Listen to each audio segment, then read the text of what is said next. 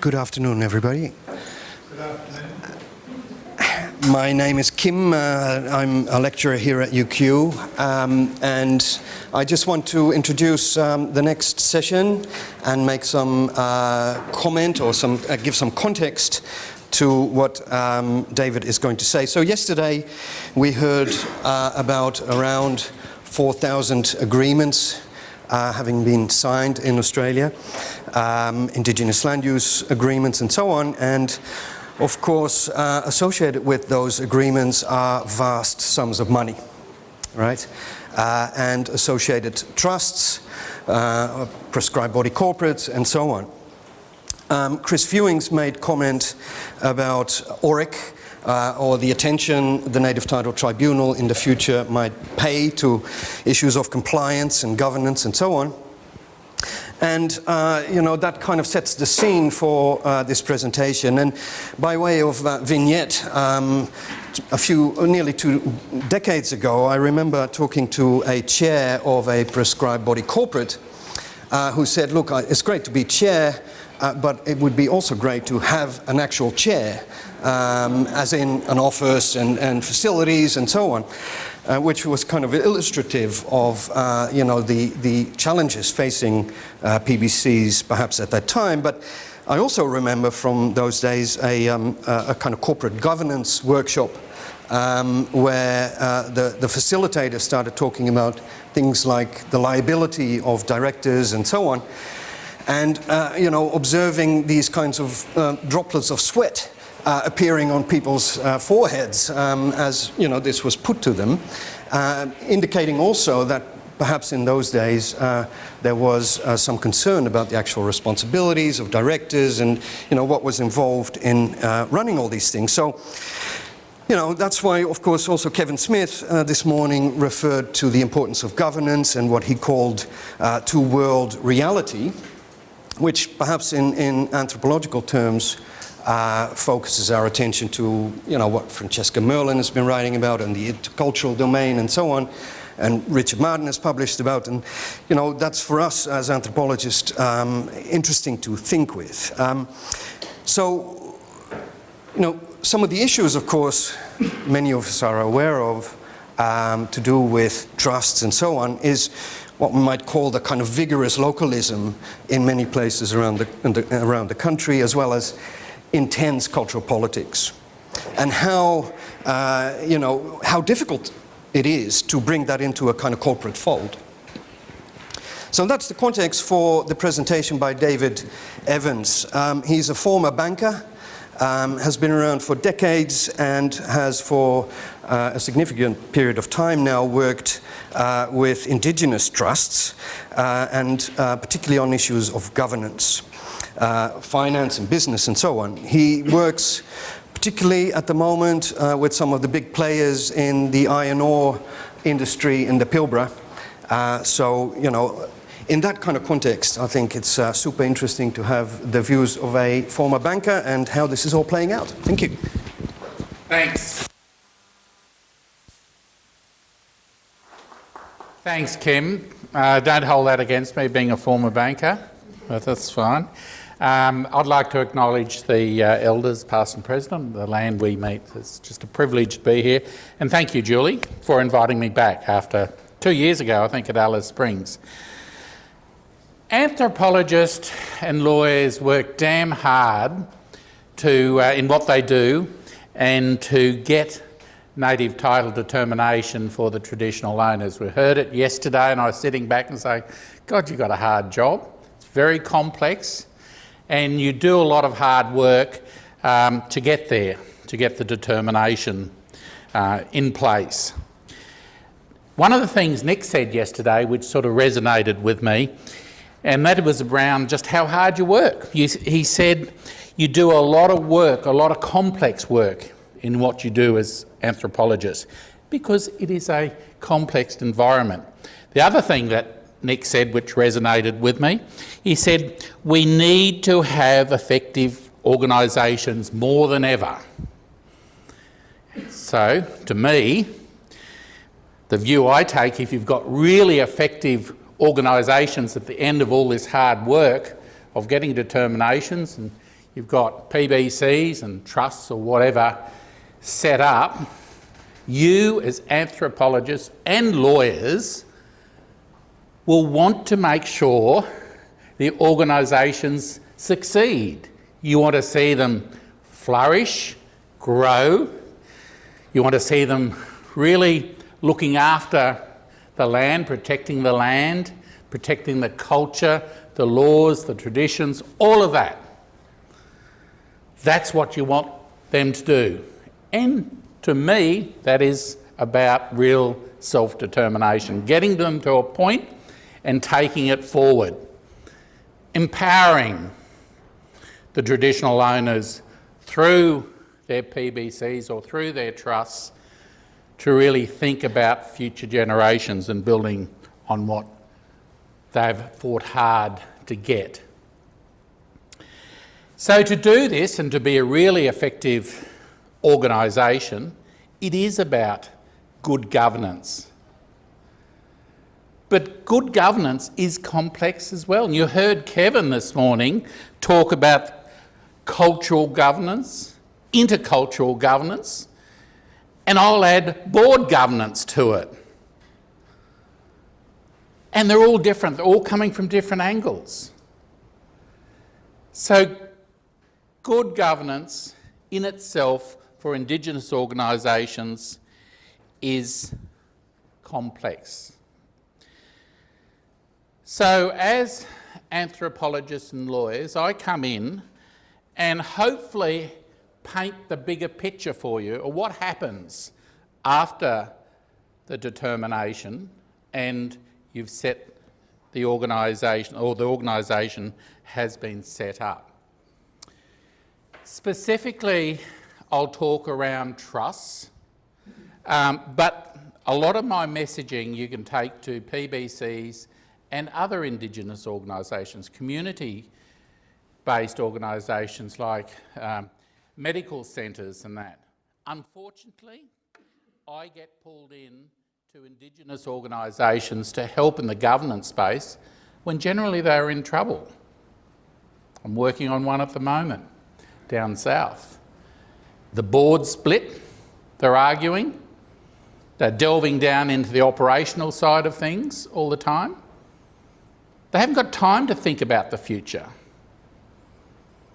But it's too late. We've got a lot of work to do to try and pull them back out and get them back on the track.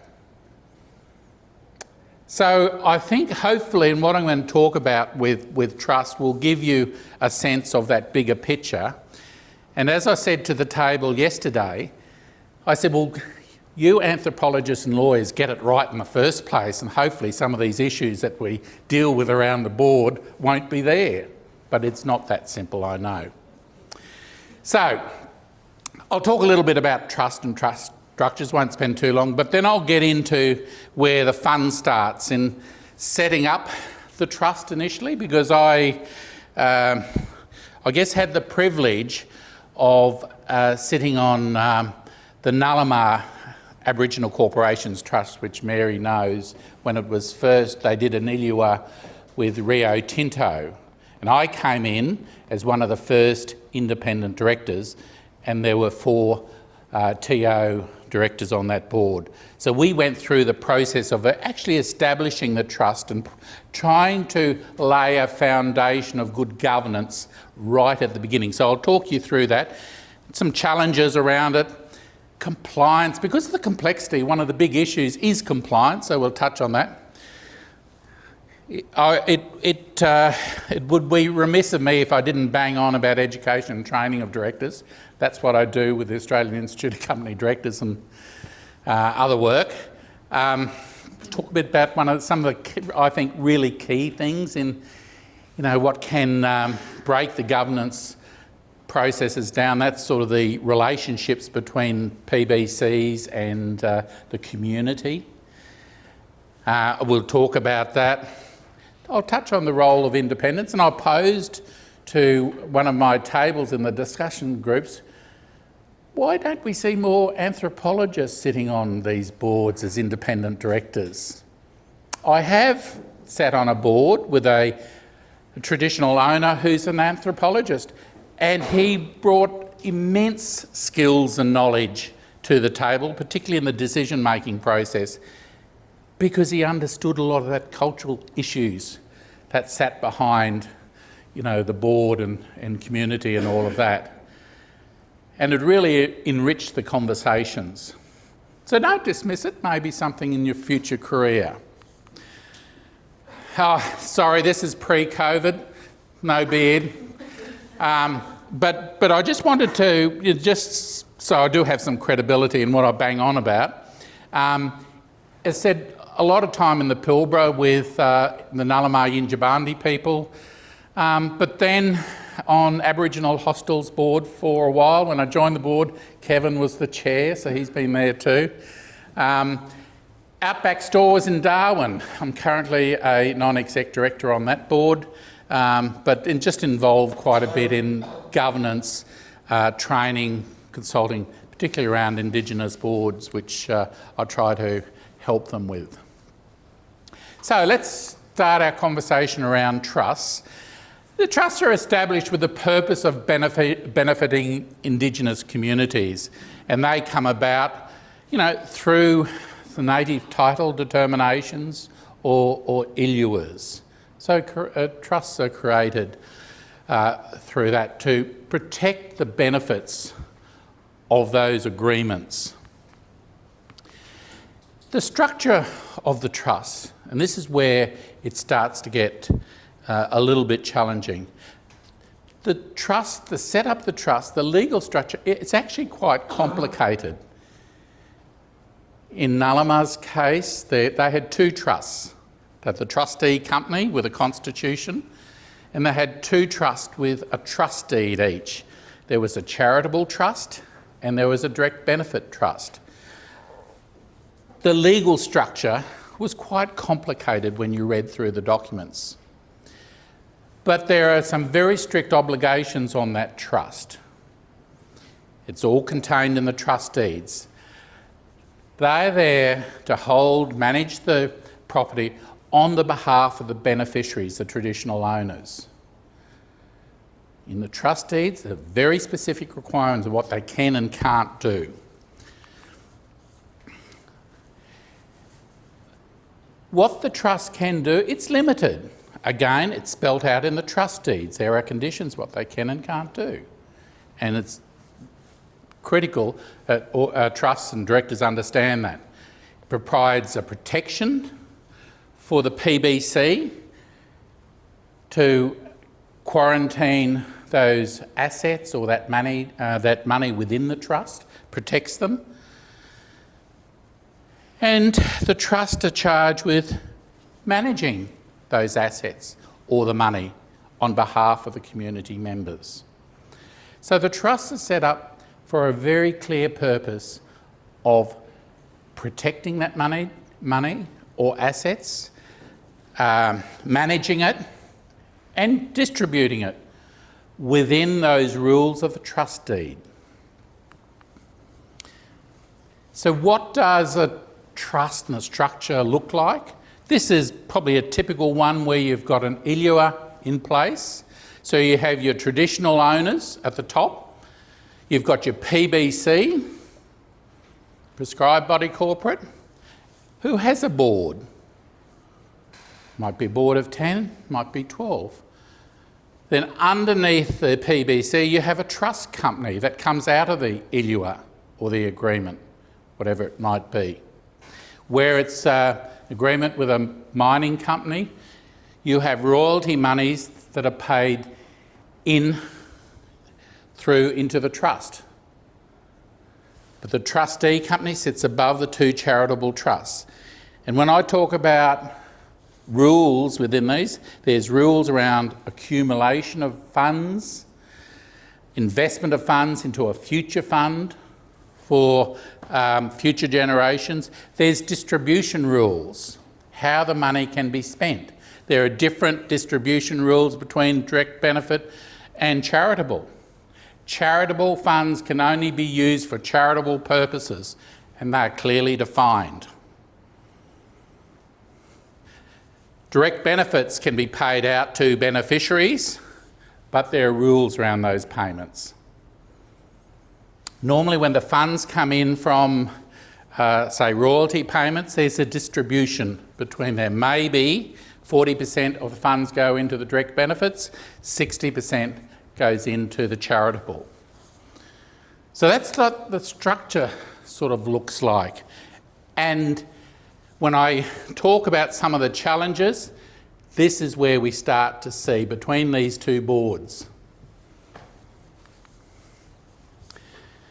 So let me step you through what happens when, you know, I get a phone call and I've been invited to put my name forward to sit on a newly established trust in the Pilbara.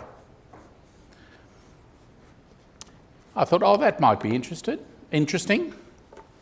I've had a little bit involvement in the Indigenous space, but you know, I'll put my hand up.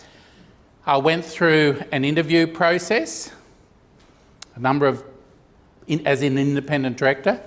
The traditional owner directors on the PBC board were interviewing potential independent directors, and they picked me.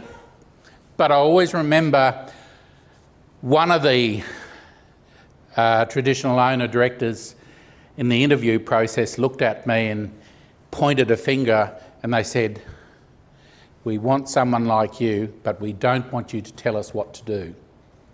We want you to work with us." So that's the first message. They want people to work with us, not be telling us what to do. So another independent director was appointed. She happened to be a Noongar person from Perth, obviously Indigenous, and 4 traditional owner directors were appointed.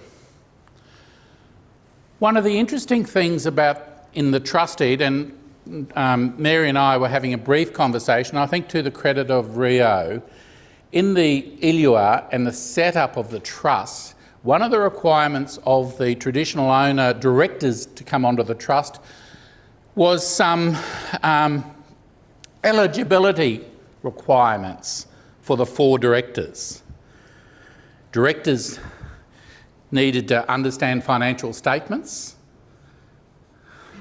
have some experience in governance, and some other things, very broad, because as a director on the trust, the trustee company on the trust, you're dealing with millions of dollars coming in and having to make some fairly big decisions.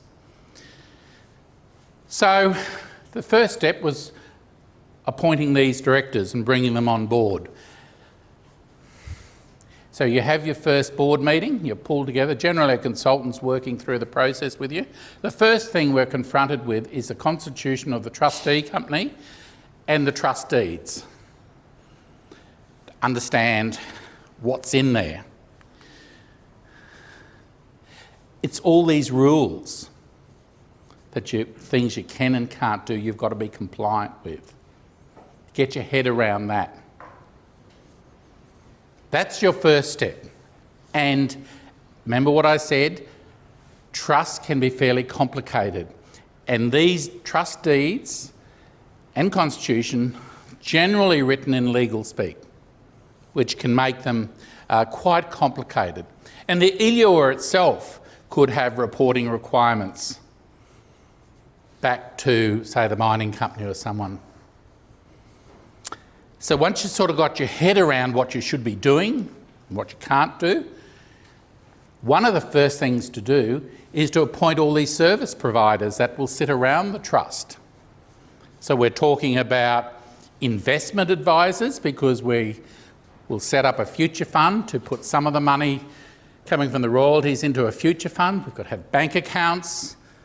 We've got to select accountants, auditors, solicitors to work with us. And that was an interesting process, because we wrote out and we advertised for service providers to put in expressions of interest, and we went through a selection process. The number one criteria from my view was to get service providers who wanted to come on the journey with us. In fact, I remember with our investment advisors that we interviewed, probably the first thing I said to them, you're not going to make any money out of us for a number of years. So don't think this is a money-making exercise. We want you to come on the journey with us and learn with us. So half the service providers said, oh, we're too busy anyway. So they quickly said no.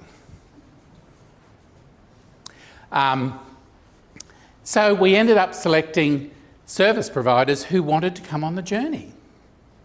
We didn't want people who wanted to rip us off. I've seen that before, unfortunately.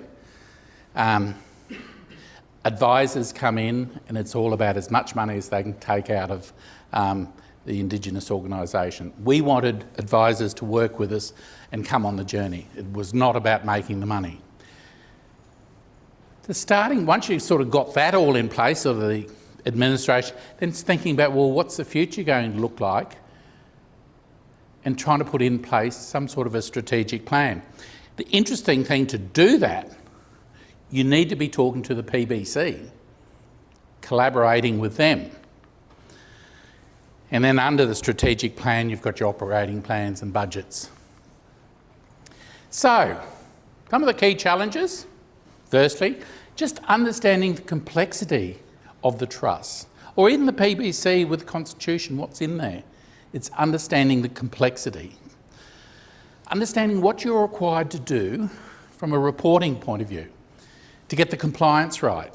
There is so many compliance requirements in the trust deeds. You know, it is important that you're across them. Appointing directors who understand what their roles are. As I said, I think Rio did the right thing absolutely by putting directors onto our trust who had a bit of background in understanding governance and that. So it wasn't a popularity vote at the AGM. We've talked about it this morning. You heard David talk about it, Indigenous politics, keeping it out of the boardroom. It's never easy, but I think the board needs to have a conversation, how do we manage that? Because there will always be this interference from outside around the board. You need to try and keep that out. Getting the right service providers, which I've talked about, the decision-making process.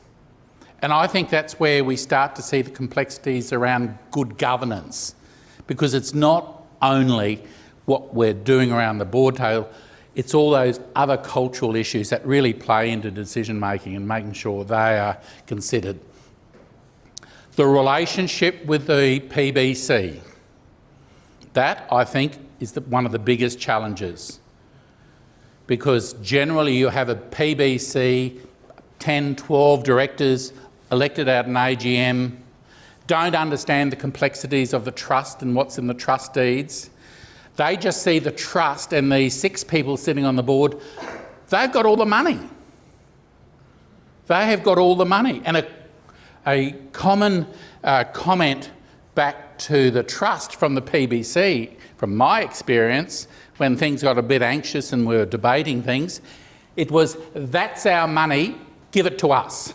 You can't tell us what to do. It is our money.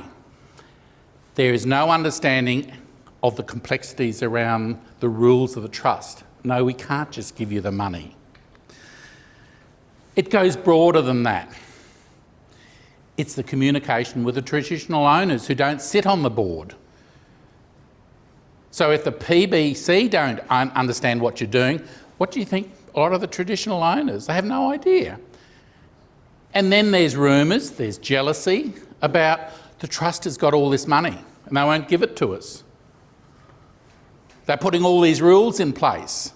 I applied to get some money from the trust and they knocked me back because it's outside the rules. Oh, they knocked it back because such and such sits on the trust and doesn't like the family. So communication with the traditional owners, I think, is really important. And of course, managing the finances, keeping your finger on the pulse, managing the finances, getting the reported basic governance, because you're dealing with a lot of money. And governance, if I can just go back, governance, of course. I've spoken about that. It's just not governance, it's broad and it's complex. Very quickly, some of the compliance requirements. As I said, what's required in the trust deed is onerous. One thing in the Nullumar case I think they did really well is plain English documents. They created some plain English documents. That was a great start. It helped the board very quickly to understand what the critical compliance requirements are. So think about plain language version of documents. Understand the Constitution and the trust deeds from compliance, understand your key things. Put a compliance schedule in place. Understand what's required, put it into a schedule. So then you can tick off and the board can see regular reporting to the board around that you're compliant with everything in those trust deeds and the ILUA. And you can include some of the statutory reporting requirements in that as well. Education and training of directors, of course it's critical. Starts with appointment of suitable directors, getting the right independent directors. Induction training up front is essential, particularly independent directors. Independent. Get them inducted, get them cross-cultural awareness training early. Understand the complexities around the governance systems, the two worlds. Not only the independent directors, but the TO directors need to understand that as well and try and reconcile it. It's not easy. It's not easy. But it's not all about corporate governance. At AICD we do this. No, it's not that simple. Keep it simple so people understand it. Show them a diagram, how we can reconcile those two worlds. At the end of the day, you want directors sitting around that board table bringing their own independent thought and mind to the discussion. So you're going to have a really good debate and discussion about things. You don't want them being influenced by the family. You want them to be strong enough to speak up. And that's where good decisions are made. Understand how you'll manage the local politics, which I've spoken about earlier. Professional development, it's ongoing with Indigenous boards. Keep it going. Chunk it down, keep it simple, keep it going. I said communication with the PBC is really critical because of, one, they don't understand what's going on. This jealousy comes up. You've got all the money, you won't give it to us. You keep putting all these rules in front of us. You just won't give us the money. But you rely on the PBC for strategic direction of the organisation. You want them to say, let's sit down and work out where we're going. Let's work together. But if you've got this fighting, it doesn't work. It doesn't work. If the two boards fall out, it ends in tears and costs a lot of money. Education, we've talked about, regular reporting to the PBC board. I think at least have one common director between the two boards to help link them together. Breaks down the suspicion and jealousy and all that might come up. Have joint meetings, regular joint meetings. Communication with community, engagement. You've got to let the community know what's going on. Try and get them to understand the purpose of the trust. It's building assets, protecting assets, distributing. Communicate with them. Newsletters, social media gatherings, joint meetings. Manage the expectation of the community. Because rumours fly around in communities. So the more you can communicate with them, the better. Independent directors, don't need to talk about a lot. They do bring a lot of skills and knowledge. As I said, an anthropologist on a board as an independent, great.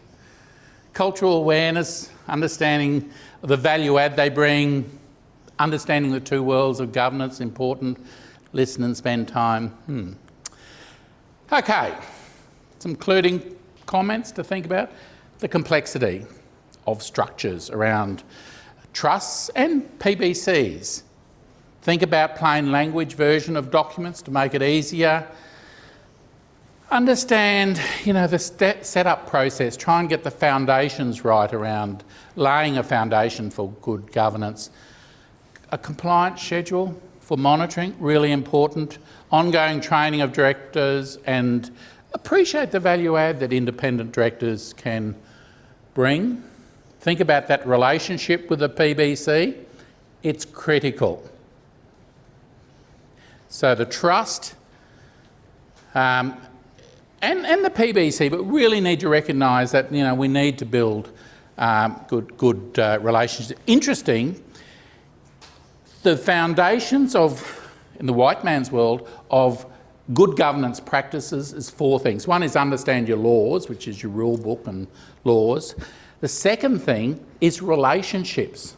If they break down, in the white man's world, things fall apart. The relationship between the board and the CEO, or the board and shareholders, relationships the key. Then you've got good systems and processes. So that framework you can overlay with the Indigenous governance framework. And of course, communication with community. Take them on your journey because you're there for the benefit of all TOs.